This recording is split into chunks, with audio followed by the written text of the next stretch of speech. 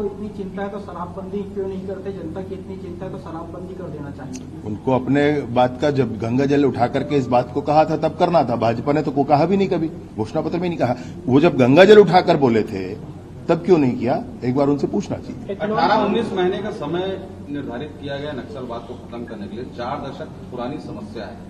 पहले गृह मंत्री हैं 24 साल में जो आप सुदूर नक्सल प्रभावित क्षेत्र में गए, प्रशंसा भी प्राप्त हुई है। क्या रूपरेखा है और क्या मानते हैं कि इन 18-19 महीने में नक्सलवाद पूर्ण रूप से समाप्त हो जाएगा?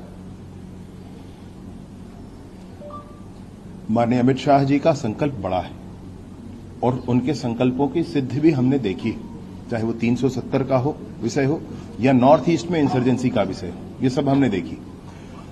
माननीय अमित शाह जी के साथ साथ हमारे प्रदेश के मुखिया माननीय विष्णुदेव साय जी, उनका भी मार्गदर्शन हम सबको प्राप्त होता है और अभियानों में जवानों ने गजब कर दिखाया है। जो शाबाशी दी गई, जो प्रशंसा की गई, वो किसी और की नहीं, निसंदेह उन जवानों की जिन्होंने धरातल पर काम किया, उन्हीं की प्रशंसा थी। एक ही आयाम नहीं, बहुआयामी प्रक्रियाओं के आधार पर, बहुआयामी अभियानों के आधार पर नक्सलवाद से प्रदेश को, देश को मुक्ति मिले, इसके लिए हम सब प्राणपण से जुटेंगे। और जो समय सीमा निर्धारित की गई है, मैं ये बिल्कुल मानता हूं कि उसी समय सीमा में बस्तर के गांव तक विकास के कार्यों को पहुंचाने के लिए पूर्ण नियंत्रण की स्थिति होगी।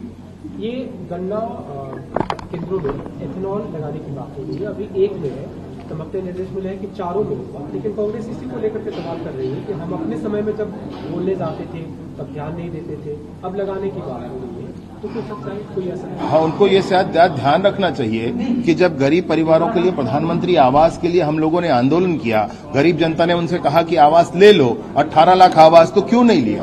क्यों उनके मंत्री ने इस बात को कह करके इस्तीफा दे दिया कि मैंने बार बार मुख्यमंत्री जी से आग्रह किया, परंतु प्रधानमंत्री आवास के नाम से उन्होंने राशि जारी नहीं की, अतः मैं इस विभाग को छोड़ता हूं। ये उसी कैबिनेट के मंत्री का कहा हुआ विषय है। इसलिए मैं सोचता हूं कि हमको आगे की दिशा में सोचना चाहिए। वो क्या कर रहे हैं, क्या सोच रहे हैं, उससे सरोकार ज्यादा नहीं होना चाहिए। सवाल है, बाजू का राज्य है मध्य प्रदेश, आजकल बुलडोजर की बहुत धमक देखी जा रही है वहां पर। जिस तरीके से ड्रग पेडलरों की आपने चर्चा की, दोबारा उसी सवाल पे आ रहा हूं, अब नारकोटिक्स का कार्यालय भी खुल गया है, संपत्ति राजसात करने की बात की है। क्या माना जाए कि छत्तीसगढ़ में भी अगर ऐसा कुछ होगा तो बुलडोजर चलेगा? देखिए, संपत्ति राजसात करना है, अगर उस माध्यम से ड्रग ट्रेडिंग के माध्यम से बनाई गई संपत्ति है तो राजसात करना, जब्त करना, विनष्टीकरण करना